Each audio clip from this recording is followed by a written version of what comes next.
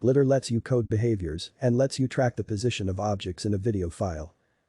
To begin, browse for a video file with the Browse button and select a video file. This will open the video file in Glitter. When data is coded with Glitter, it stores the coded data in a H5 file right next to the video file. If the data file already exists, Glitter will open the data file. Otherwise, it will create a new data file. This data file is later used when computing and exporting statistics. Glitter also creates a temporary file in which the data is saved periodically in case of a program crash before the data is explicitly saved.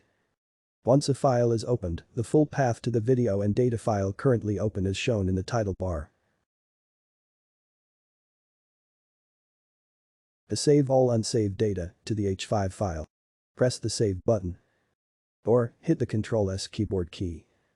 To check whether data is unsaved, the presence of an asterisk in the title bar indicates that some of the data is currently unsaved. Additionally, a prompt is shown before closing if data is unsaved. Glitter supports additional data operations through the drop-down menu. It supports saving normally, as well as saving any changes to a new H5 file, leaving the currently open data file unchanged.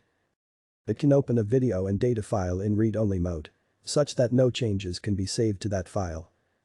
It can remove any unsaved changes and reset to the last saved state, or close the currently open file altogether.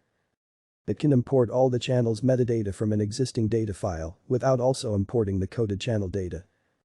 To facilitate sharing a template with all the channels without the channel data, the channel's metadata can be exported to a special YAML file and shared with others.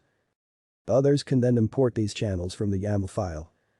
As a convenience, the most recent YAML template imported is listed in the menu, and it can be imported again without having to browse for it.